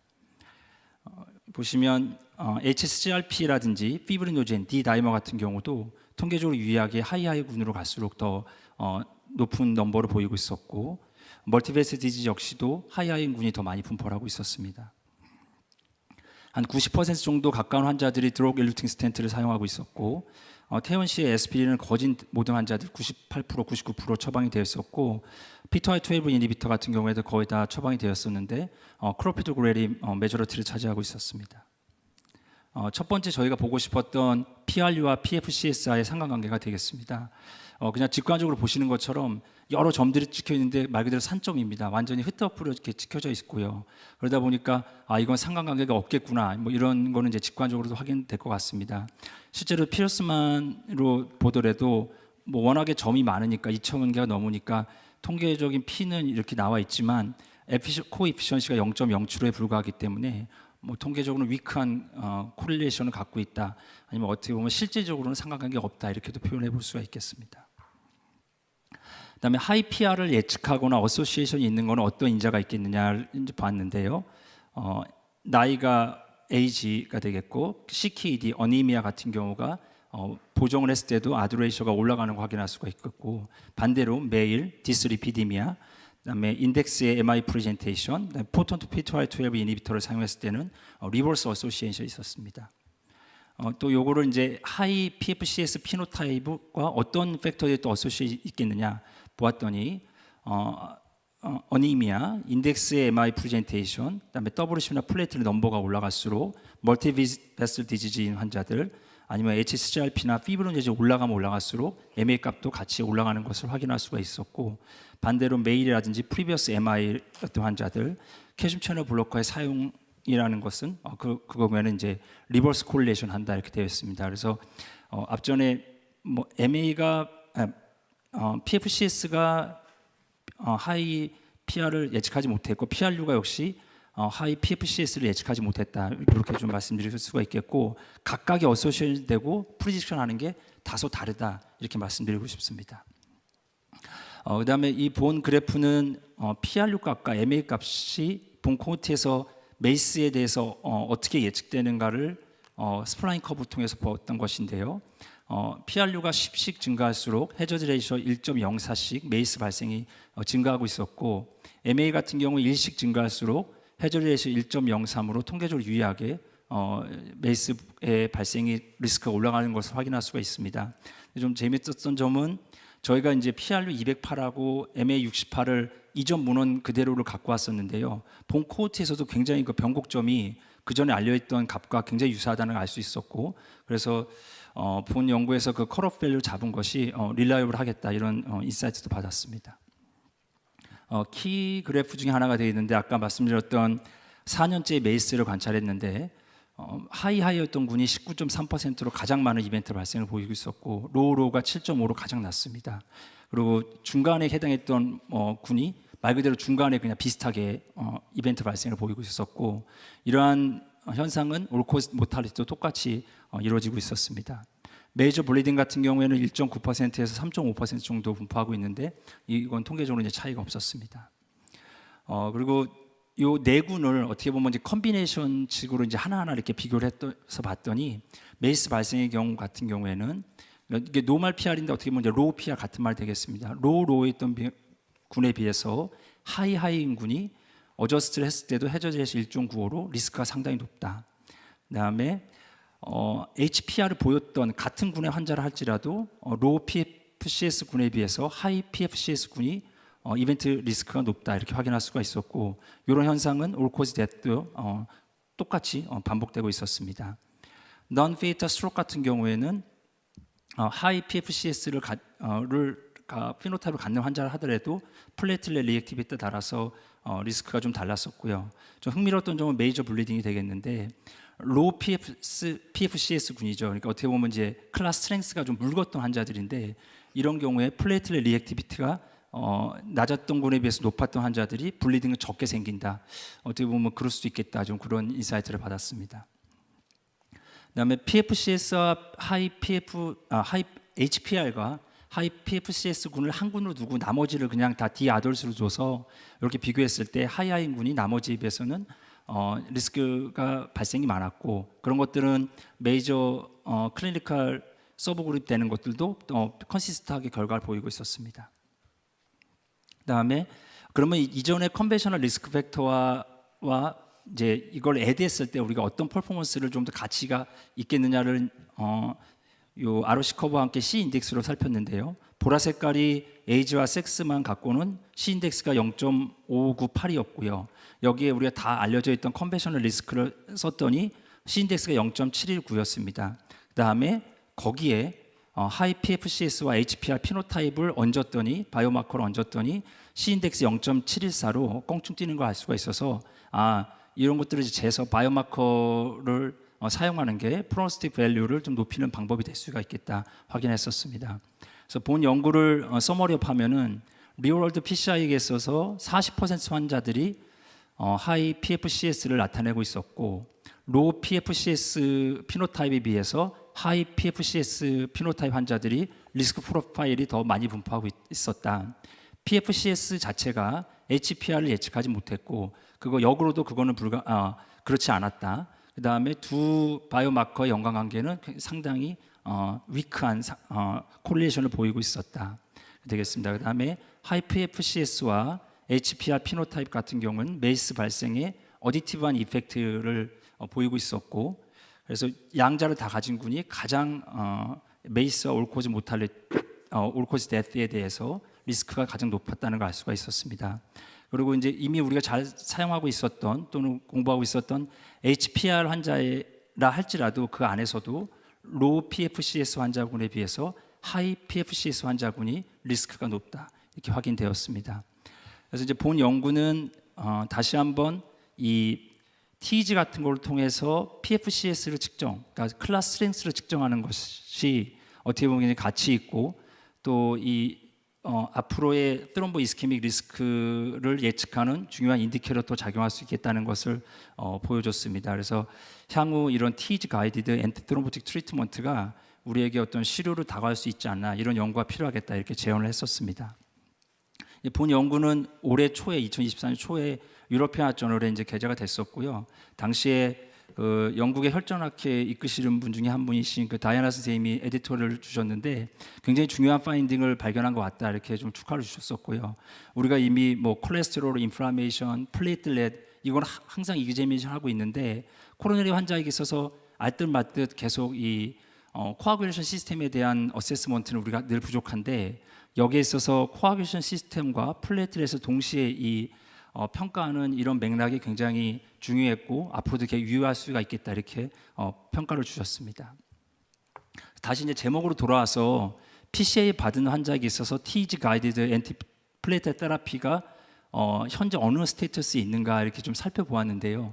요건 저희가 이제 논문 디스커션 쓸 때도 한번 공부를 했었고 요번 강의를 준비하면서도 한 번 더 봤었는데 실질적으로 이야기를 드리게 되면 제가 뭐 한 국가를 지정하는 것이 부적절할지도 모르겠지만 이 찾아보면 거의 문헌이 없는데 그것도 중국 선생님들이 중국 논문에 그냥 게재를 했습니다. 그리고 뭐 레퍼런스 있다고 해서 찾아보고 나면 이 레퍼런스는 찾아지지 않고 뭐 이런 현실이거든요. 그래서 어떻게 보면 아직은 과학적으로는 이 TG 가이디드 앤티플레 테라피가 우리에게 정설로 다가가기에는 아직은 역부족이다 이렇게 말씀드리고 싶습니다. 그래서 이제 이런 저희 같은 데이터가 모아지면 그런 바탕이 될 것이고요. 그럼 향후에 우리가 어떻게 접근해야 될 것이냐, 뭐 한 가지 예시가 될 것 같습니다. 지금은 이 뎁트를 사용함에 있어서 어떤 트렌드는 뭐 명확하게 디에스컬레이션인 것 같습니다. 여러 기술도 발전했고 파마콜로지도 발전했기 때문에 근데 분명 우리가 여전히 디폴트로 좀 세게 쓰고 뭔가 이런 앤티플레이틀렛과 앤티코아귤레이션에 대한 컨선을 많이 가져야 될 환자들이 있는 것 같습니다. 그런 환자들이 이전에 스텐트 트롬보시스를 경험했거나 아니면 컴플렉스 PCI를 이제 한 환자들이란지요. 아니면 이런 앤티코아귤레이션에 대해서는 항상 니드가 있는 환자들, 그러니까 AP 페이션트라든지 리바록사반이 성공했던 컴파스 라이크 페이션트 이런 분들은 분명히 MA 가이디드 아니면 TEG 가이디드 이런 앤티 트롬보틱 스트래티지가 작동할 수 있을 것이다. 여기에 대한 연구가 필요할 것이다. 이렇게 말씀드리고 싶습니다. 경청해 주셔서 감사합니다. 네, 권원성 선생님 감사합니다. 이 시간을 좀 줄여주셔서 디스커션할 시간이 한 20분 정도 남았습니다. 이게 처음에 그 김열쌤 신은석 쌤 말씀하셨듯이 이제 핫토픽만 뽑다 보니까 이제 주제가 좀 다양해서 앞에 두 가지 비슷한 주제를 묶어서 한 6, 7분 정도 먼저 디스커션하고 뒤에 세 개를 따로 논의하도록 하겠습니다. 오늘 패널로는 김병호 선생님, 신상훈 선생님, 성재호 선생님, 원효연 선생님, 윤혁준 선생님, 이정훈 선생님, 이주명 선생님을 모셨습니다.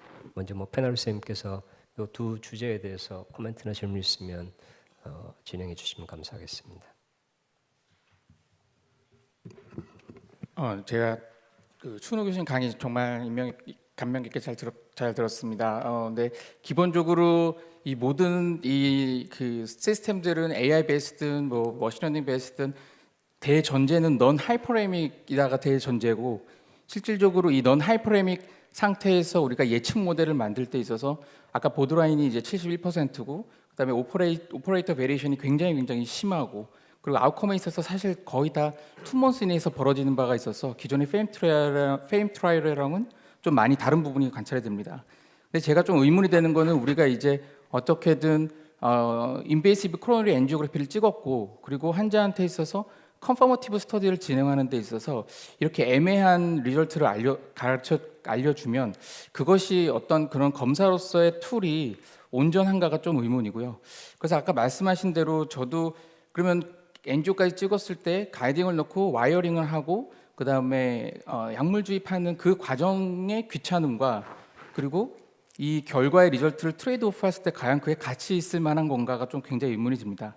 그래서 제가 제가 예전부터 이런 쪽은 굉장히 좀 관심이 많았는데 저희 쪽에 제가 생각할 때는 이게 가이딩을 바꾸기 좀 어려운 수준의 환자거나 또는 와이어링 하기에는 조금 어려운 그런 환자들에 있어서 센시티비티를 굉장히 높이는 차원에서 더 코로너리에 와이어링 하지 않고 끝내자 하는 거에 이 역할이 있다고 생각을 하는데 추은호 교수님께서는 어떻게 생각하실지 좀 궁금합니다.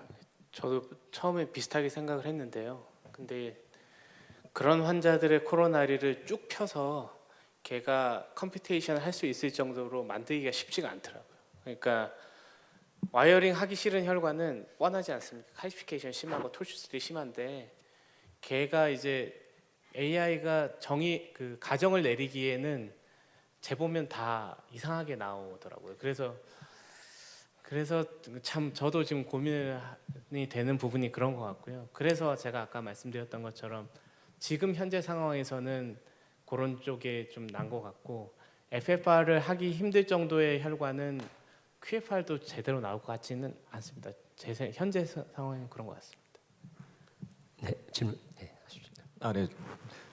청정병원 이용옥이고요. 그 방금 이제 사실 넌 하이프레미아 상태에서 체크한 게 사실 제일 큰 한계점인 것 같고 그래서 FFR보다 클리니컬 임팩트가 좀 적은 걸로 나온 것 같은데 사실 어차피 프레셔 와이어 없이 프레셔 에스티메이션 하는 게 의미가 있기 때문에 제 의견은 어차피 다이그노스틱 하면서 UFR 계산하는 거 그 인트라 코로나리로 시그마트 주고 하이퍼레미아 유발하는 거야 사실 몇십 초면 되거든요.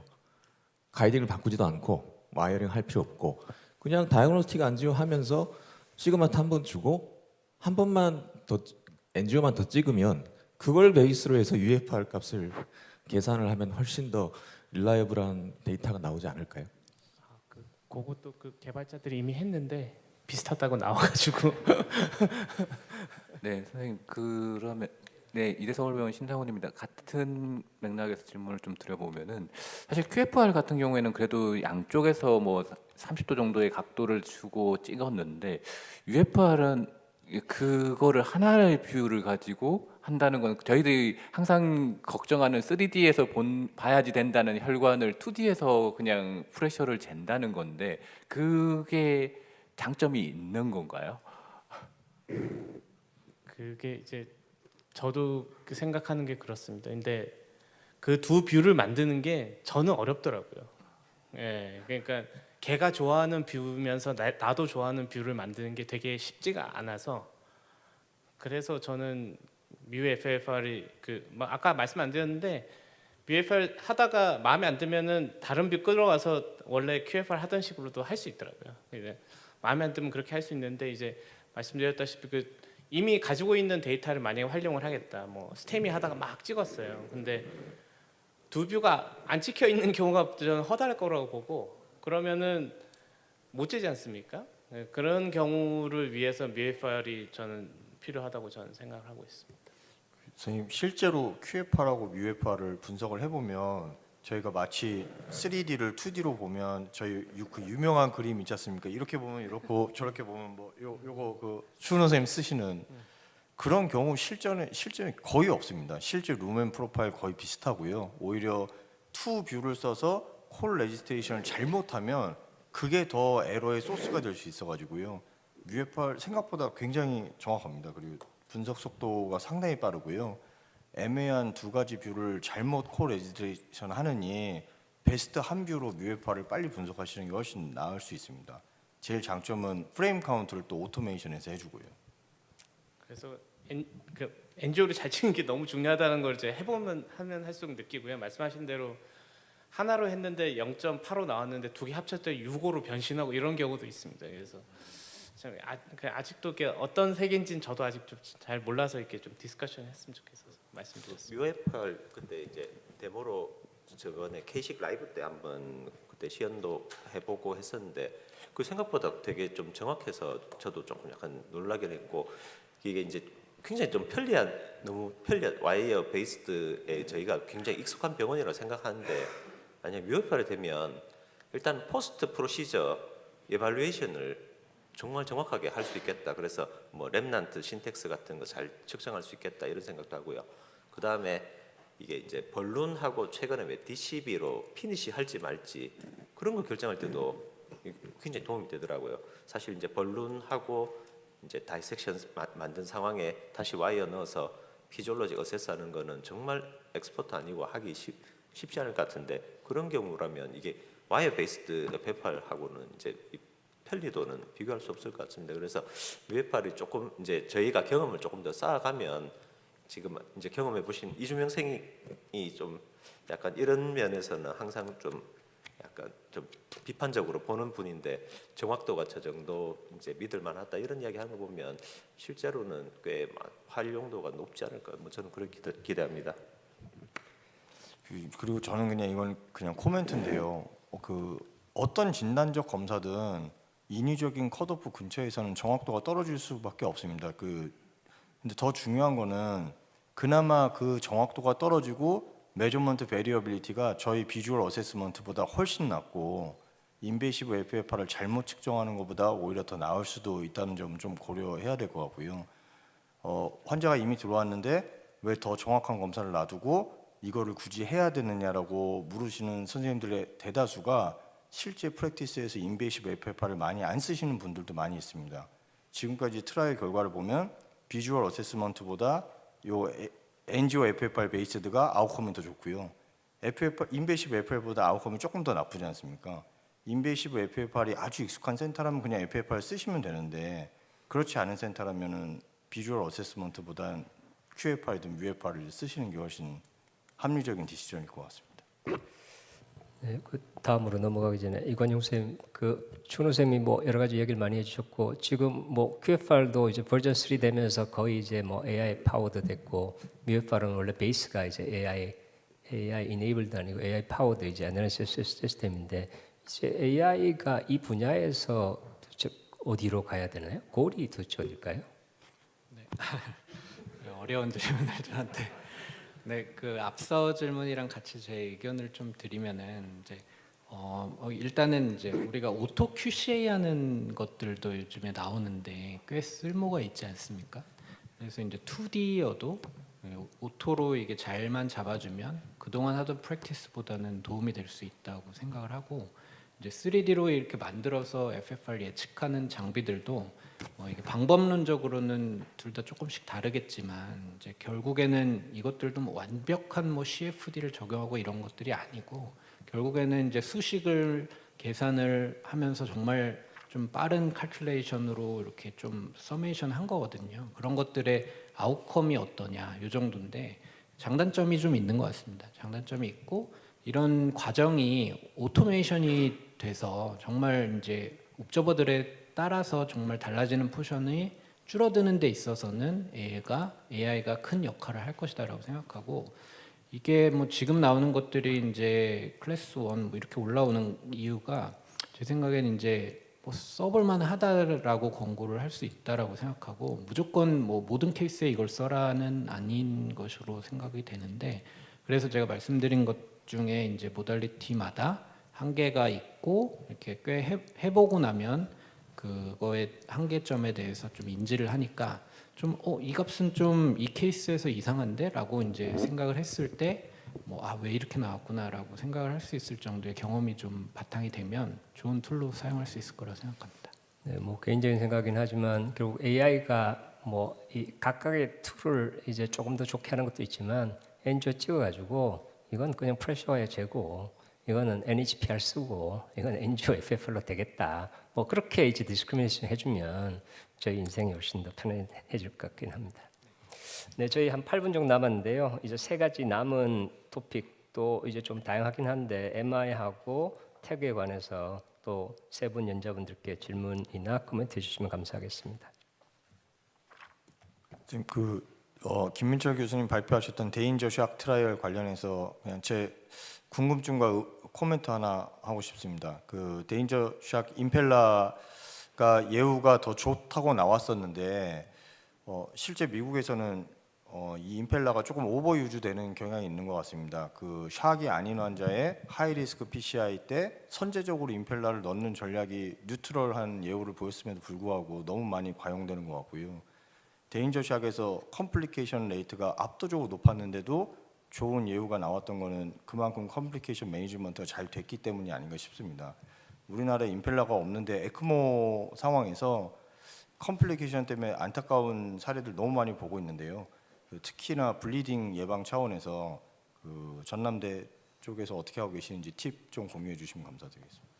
예, 그제 다 맞는 말씀 하신 것 같습니다. 저도 뭐 개인적으로는 초창기에는 그 컴플리케이션으로 환자도 많이 이랬었고, 제가 아까 이제 마지막에 했던 말씀 중에 좀 이렇게 ICU 프로토콜화가 필요하고 샥 팀이 체계적으로 매니지먼트하는 게 중요하다라고 말씀드린 이유는 실제로 이제 처음에는 깨닫지는 못했는데 날마다 이제 그렇게 이제 체계적으로 하고 같이 모여가지고 디스커션하고 랩 결과 확인하고 이제 그런 것들 자체가 굉장히 많이 줄일 수 있었다고 생각이 들고, 실제로 뭐 그렇지 않습니까? 저희가 뭐 에크모 환자 갑자기 다리가 이스케미아 왔는데 뭐 CT도 찍어야 되는데 굉장히 인력도 많이 필요하고 이제 여러 가지 복잡한 분들이 있거든요. 그래서 이제 뭐 팀이 움직이기 전보다는 모든 게 다 원활합니다. 그래서 확실하게 더 줄이는 부분이 있었을 것 같고, 그래서 데인저 샥에서는 이제 그런 부분들이 프로토콜이 잘 돼 있다라는 이제 그런 부분 먼저 말씀드리고 싶습니다. 네, 유쌤. ECLS 샥에서의 모탈리티하고 데인저 샥에서 모탈리티를 보면 ECLS 30데이고 데인저 샥 6개월인데 6개월째 그 그래프를 보면 3개월째 이미 거의 45% 중반까지 올라가거든요. 그러니까 임펠러가 좋은 결과가 보인 게 아니라 ECLS 에크모 썼던 그룹하고 모탈리티 차이가 별로 없어요.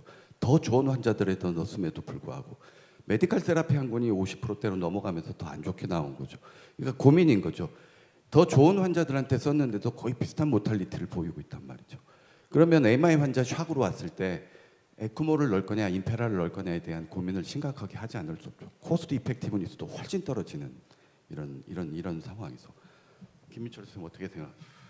예, 그 임펠라는 사실은 제가 이제 봤는데 리커버 4라고 스테미 샥에서 A 바이오메드가 펀딩하고 있는 연구를 멈춰버렸더라고요. 대인조 샥이 나오니까 아무래도 이제 그런 이제 굉장히 그런 업체 입장에서는 대인조 샥이 파스트 아웃컴 보였을 때 조금 그런 부분들이 컸을 것 같고, 아까 이제 이준영 선생님 말씀하신 대로 오버유즈 되는 경향 굉장히 많습니다. 그래서 프로스펙트 4 그러니까 하이리스크 PCI에서 임펠라 연구를 지금도 진행을 하고 있습니다. RCT도 진행을 하고 있고, 아까 말씀드린 대로 굉장히 내년에 들어온다고는 하는데 이게 비용이 굉장히 클 것 같고요. 그래서 그런 아무래도 이제 그 결과가 조금이라도 잘 나왔을 때 워낙 결점이 많습니다. 아까 말씀드린 대로 에지 트리트 분석했을 때 분도 있고 나라별로 차이점도 굉장히 많고요. 그래서 인위적으로 조금 아웃컴이 나온 거 아니냐라는 그런 부분들도 많이 있는 것 같습니다.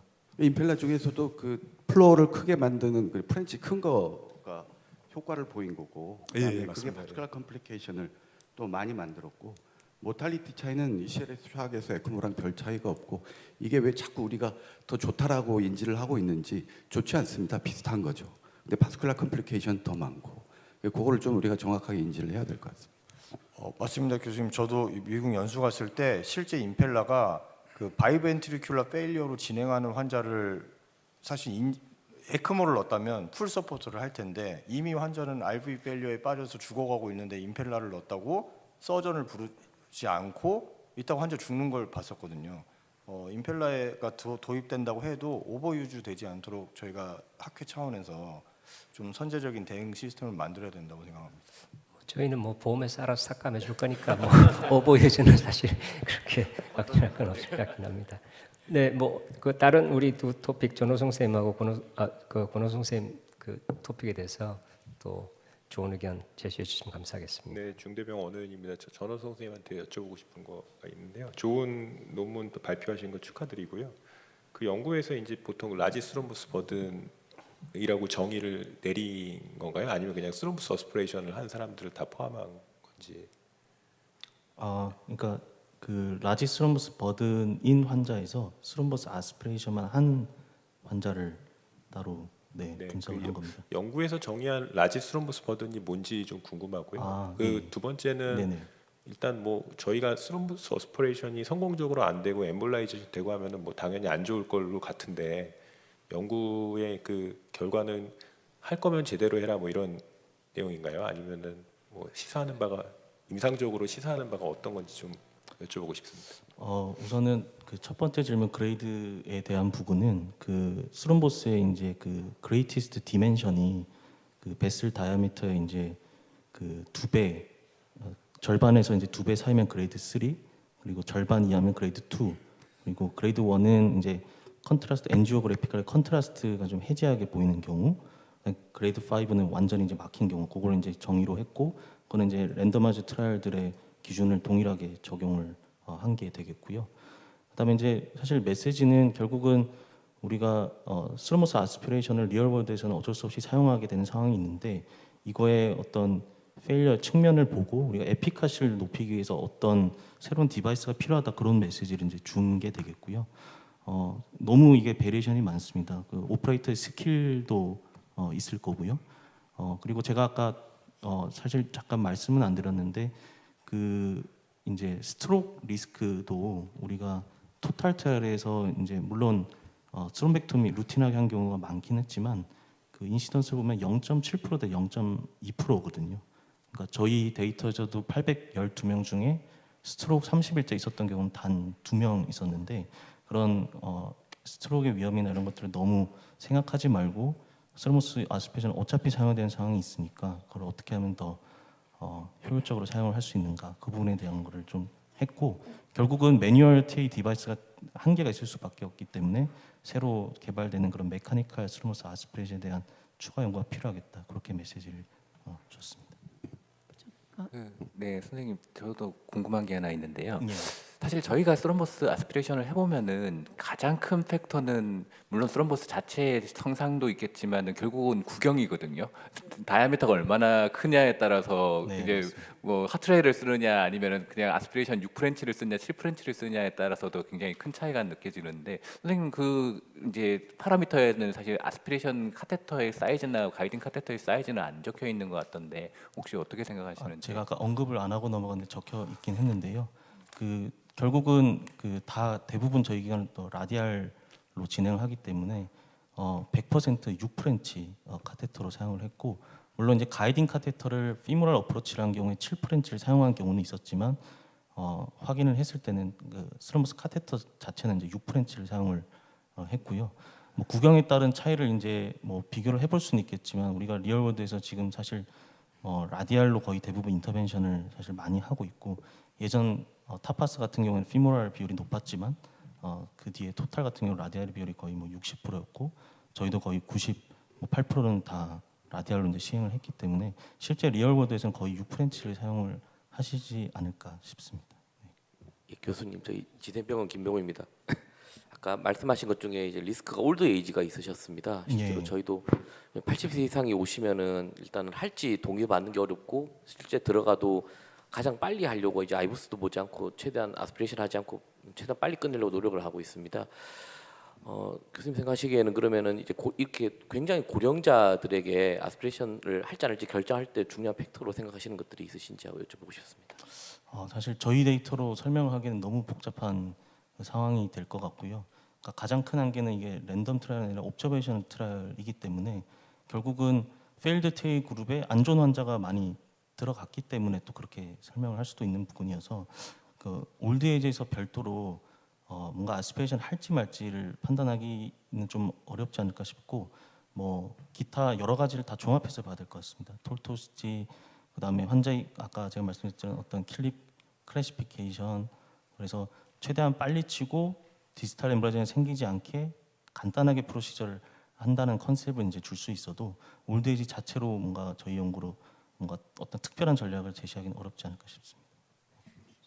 네, 저기 세션 시간이 다 돼서 그런데 그 마지막으로 권호성 선생님께 간단한 질문 하나 드리고 싶습니다. 먼저 그 연구 결과 축하드리고요. 그 코멘트 그때 하셨던 그 다이애나 고록 선생님이 항상 얘기하시는 게 이제 엔도지너스 스롬볼라이시스가 사실은 클리니컬 아웃컴 예측에 더 중요하다. 클로스 스트렝스보다 이걸 항상 강조를 해오셨잖아요. 그래서 근데 이제 여기 이제 PRU의 어디티브하게 이제 클로스 스트렝스의 어떤 뭐 아웃컴 프리딕션 효과를 좀 보여주셨는데 혹시 그 스롬볼라이시스 그 라이시스 타임과 했을 때 어떻게 변화가 있었는지 좀 그게 궁금합니다. 신윤석 교수님 너무 아주 전곡을 찌르는 그 말씀 주셨습니다. 라이시스 다이나 선생님도 그 강조 계속 하시고요. 저희 데이터에서는 사실 이게 라이시스도 LI 30라서 잴 수 있는데 저희 요 코호트에서는 잘 그게 작동을 안 했습니다. 통계적으로 약간의 차이는 보이지만, 근데 정영훈 교수님하고 김원국 교수님하고 하셔가지고 작년에 유럽 회화전을 나갔던 그 AMI 환자들 같은 경우에는 그 라이시스 타임이 또 아주 디스크리미티브하게 이 예후를 예측할 수가 있습니다. 그래서 아마 MI 환자들 같은 경우에는 진짜로 그게 좀 더 아주 파워풀한 툴이지 않을까 생각하고 있습니다. 예, 네, 훌륭한 강의 또 활발한 토론 감사드립니다. 시간이 좀 지나서 마치도록 하겠습니다. 예, 수고하셨습니다.